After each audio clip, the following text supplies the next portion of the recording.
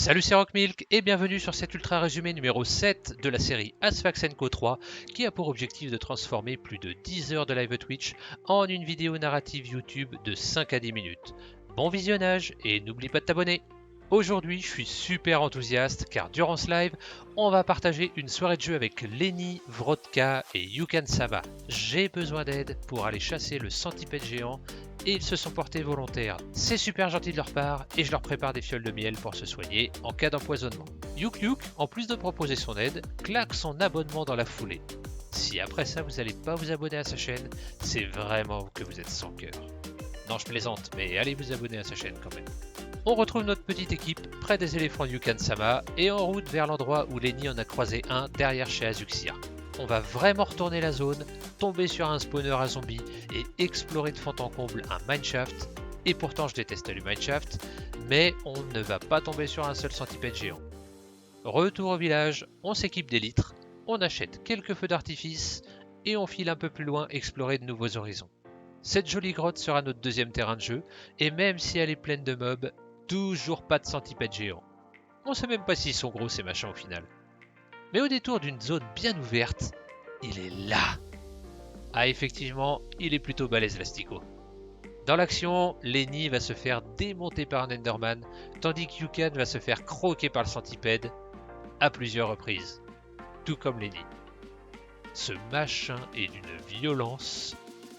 Après un quatrième décès, Yukan va finir par dégommer la bête. On va devoir changer de stratégie et attaquer de manière un petit peu moins frontale si on veut se sortir avec un peu moins de morts. On va finir de fouiller les grottes, mais ce centipède devait être un solitaire, on va pas en trouver un seul autre. Allez, retour à la surface et en route vers une troisième destination. À peine entré dans la grotte, un phénomène étrange se produit. Ça vibre de partout.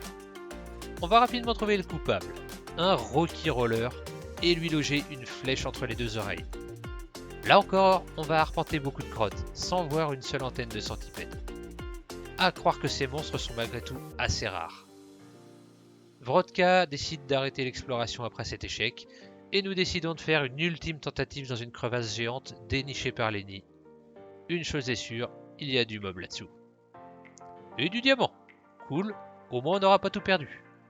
On fouille, et pendant que je trouve une lush cave de toute beauté, Lenny va trouver un nouveau spécimen, ou alors c'est peut-être l'inverse, c'est le spécimen qui l'a trouvé. Le temps qu'on le retrouve, le centipède s'est fait la malle. Un gros machin comme ça peut pas se cacher bien longtemps, et je vais le débusquer coincé dans l'eau et à portée d'arc. Allez, un petit dernier, ça serait cool pour avoir un nombre de pattes suffisant. Ah justement, Lenny vient d'en trouver un second à quelques blocs de là, et quelques flèches plus tard, on obtient enfin les 7 pattes de centipède que je recherchais pour me faire un pantalon un peu moche, faut l'avouer, mais qui permet de grimper au mur. Yuk va nous en faire la démonstration.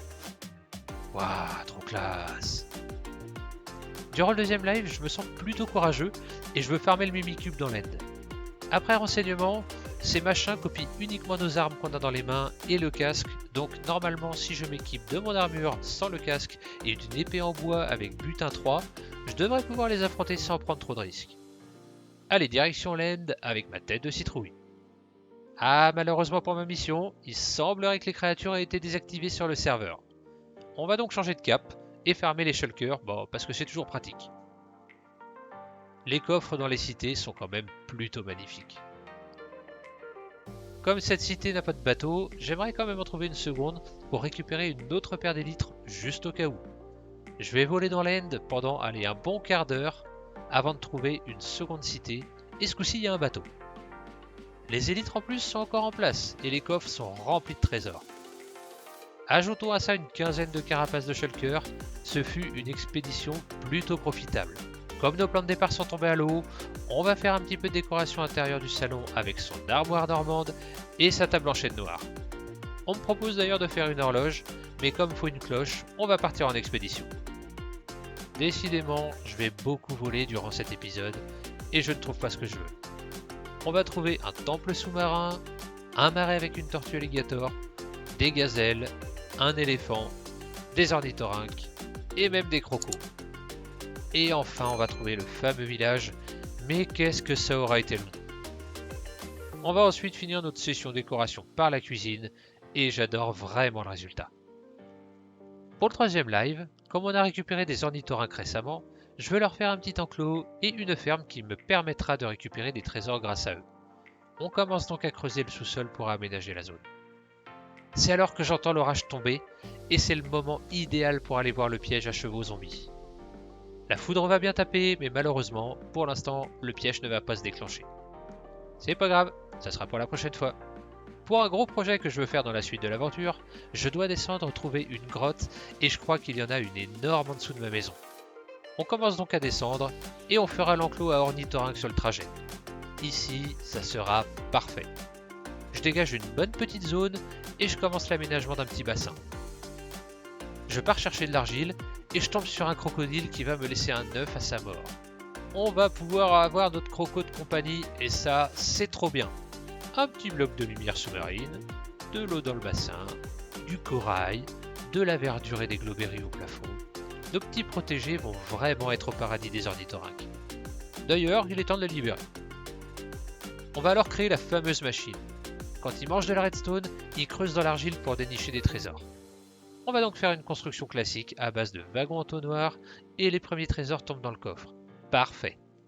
Par contre, il va despawn super rapidement et on va donc refaire un petit bébé pour le remplacer. En attendant qu'il grandisse, on va tenter le saut de la mort. On est parti!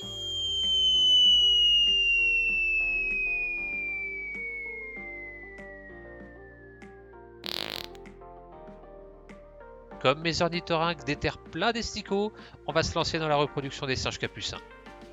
Waouh, ce bébé est définitivement trop mignon. On continue de descendre, et on retombe sur la grotte où Morgan avait posé ses bagages au départ. Mais maintenant qu'il a déménagé, on va pouvoir à notre tour installer notre projet dans cette belle caverne. Je vais dégager un petit peu la zone et commencer la construction d'une plateforme qu'on va transformer en mousse. Sauf que la mousse, ça s'étend pas sur ce type de roche. Allez, on va donc tout recasser, tout reconstruire et tout retransformer en mousse. Ce projet va vraiment être long, mais il va être terrible. Et vous en saurez plus la prochaine fois car cette vidéo s'arrête ici. D'ici le prochain live, portez-vous bien.